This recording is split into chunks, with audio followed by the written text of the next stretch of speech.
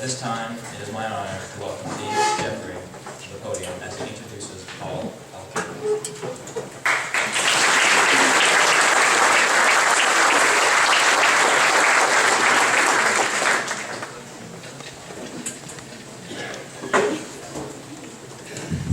Howdy.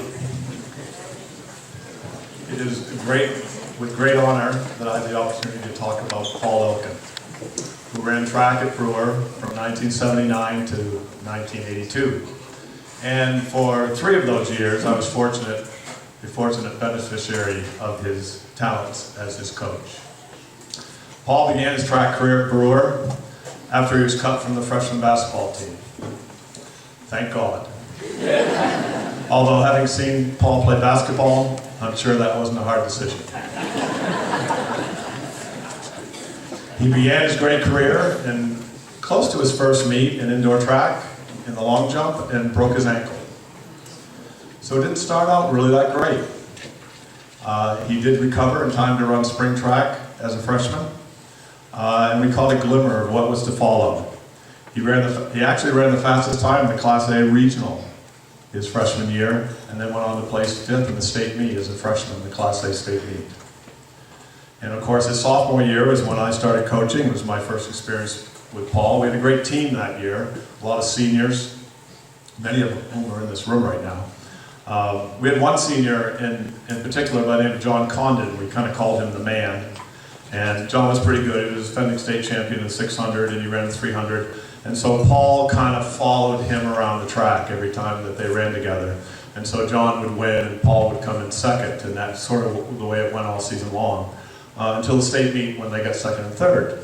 So I often wondered that season whether Paul was just kind of following him around because John was the man and he didn't want to show him up, or whether he was running as fast as he could. So Paul's fastest time going into after the season was 34.1 in the 300. John's was 33.7. So I took Paul to an AAU meet up at the University of Maine where John wasn't there, and Paul ran 32.9 in the 300. So I kind of think he just kind of followed him around.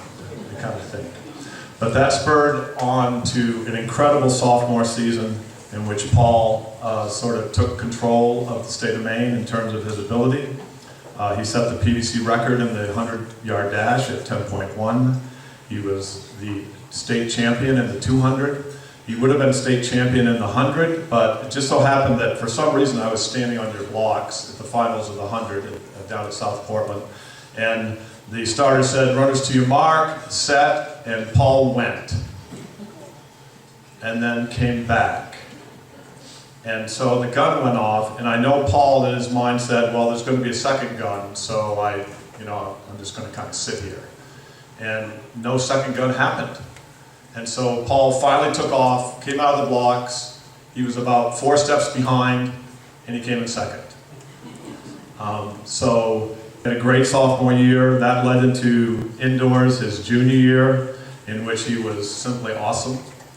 He set the PVC record, the EMITL record in the 300 at 32.5.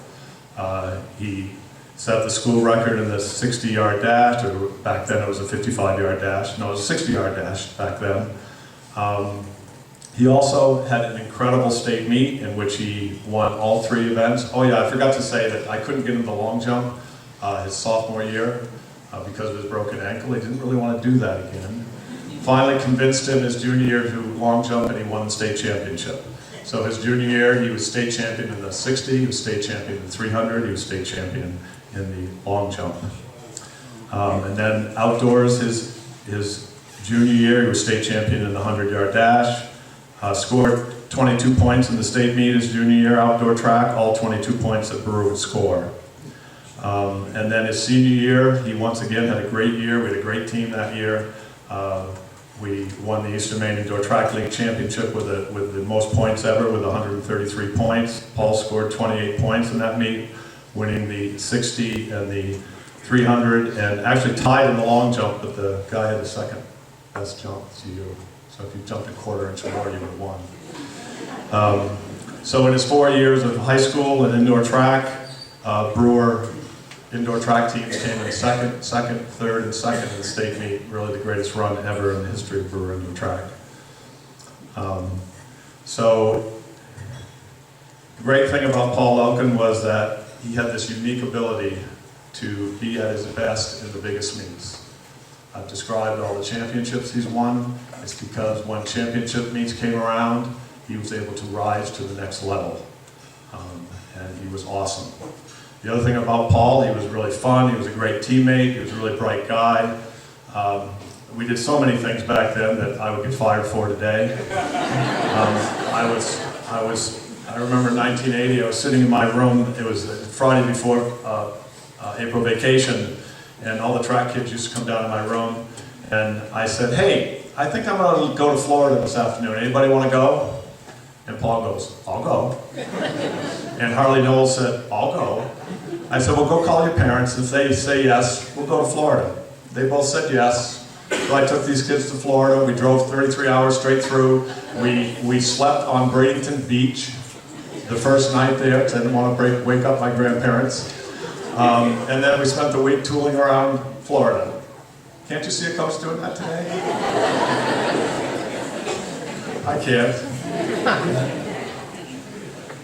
But it did do something else. This began a long and fruitful relationship with my family, my parents, his parents, my brother, his brother, and the Elkin family. And these people are truly the finest people that I know. Although Ronnie's politics can sometimes get a little extreme. But the best thing about Paul Elkin was not his greatness as an athlete.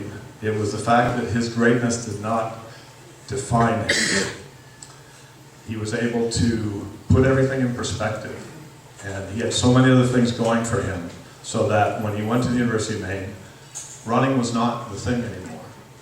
And he got his degree in electrical engineering.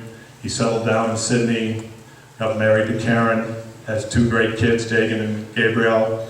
He worked for Central Maine Power for a lot of years. Now he's Senior Vice President of Substation Engineering for TRC, which is a national electrical engineering firm. He's had a great life. Sometimes you have to see things to know that it is great. And when you saw Paul Elkin run, you knew what greatness was. Ladies and gentlemen, with great pleasure, I would like to introduce to you the greatest male sprinter in Burr High history, Paul Elkin. Thank you very much. Dave did steal one of my stories. Coach Tennant did make the right choice in cutting me from the freshman basketball. Thank you all. Thank you, the Hall of Fame committee, for this very incredible honor. I'm humbled by it. Thank you, Coach Dave. More than a coach, he was a mentor and a friend, not to me, not to just me, but to many of us over the years. Thanks to my family, my teammates, my friends. Track is all about individual competition, but it's very much a team sport. It takes teammates to push you through the practices, to cheer you during the meets, to pick you up when you're down, and to celebrate with you when you have victories. To me, this honor means more than just my own accomplishments.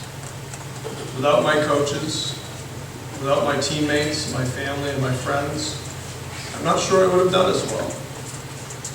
But even if I did, I am sure it wouldn't mean as much. It brings together all the memories and friendships experienced both on the track and off. I do have a few of those I share. There's Hell Week with Coach Dave. Does that still happen? The endless sprints down the halls. This used to be a hallway. The team warm-up lap and our fight song. Camping in Acadia, trail running up precipice in Cadillac Mountain. That was hard for a sprinter. Cross-country croquet at the Holyoke camp. Card games, AC-doocy. Glenn, you can't lose. Torch running to New Brunswick for Canuso. And ultimate frisbee on an endless beach. Collecting cans on the roadside with Maynard Walton. We had a whole locker full in that freshman year. not knowing a new teammate's name, but wanting to cheer him on. One of the senior members of the team said, "He looks like a Bart." Go Bart! He was always known as Bart ever since. Dune buggy riding and boat riding at my camp. Buck, don't take the boat near the island. It's shallow. Buck, why is there a ding in the prop? Did you go near the island? Phil's fault. Tubing at DeAngelis' camp. Mike Boder running down the hallway, waving a pair of shorts. Followed by Harley Knowles, only in his job.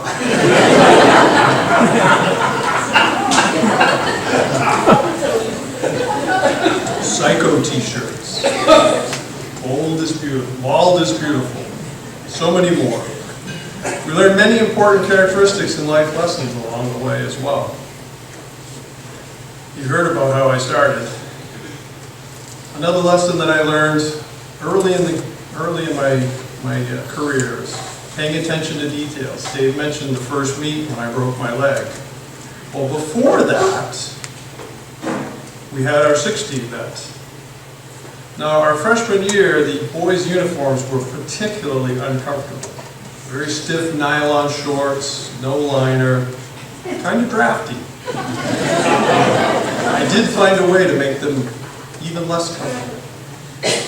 My first meet, we were all warmed up at UMO, down at the starting line. I took off my shorts. I had my shorts on backwards. Fortunately, I had a group of guys that were there, and they made a wall, and I could change them, and off we went. Later, I broke my leg. Pay attention to those details.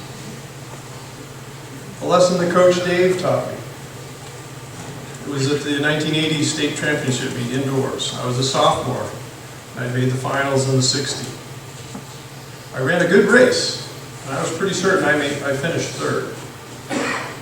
After a lot of deliberation by the judges, which is never a good thing, they gave me fifth. I was upset. I thought they made a mistake. There were two kids in orange uniforms, and he got the third, and I got the fifth. A little while later, Dave took me aside, and his quiet demeanor, he says, "You know, if you finish in front of everyone, they won't give you the wrong medal." That was good advice. I used it a lot the next 2 years.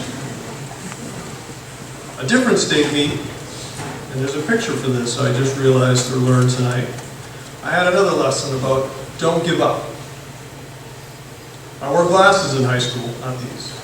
And I wore a medical alert, a little necklace with a little medallion. Hundreds of practices, dozens of meets, never a problem, except that day. It was the 300-yard dash final. Somewhere in the process of starting, that little medallion got up into my glasses. When the gun went off, so did my glasses. So the first few steps, I was fumbling and trying to get my glasses on, they wouldn't go on, and I realized, wait, nobody else is stopping. It was a split second of indecision, and then I took off. Lane lines were fuzzy, glasses are flopping on my chest, and I had one heck of a lot of adrenaline going through me. I didn't give up, and I won that race. It was probably my proudest single accomplishment in track. And I didn't have my glasses on to see it.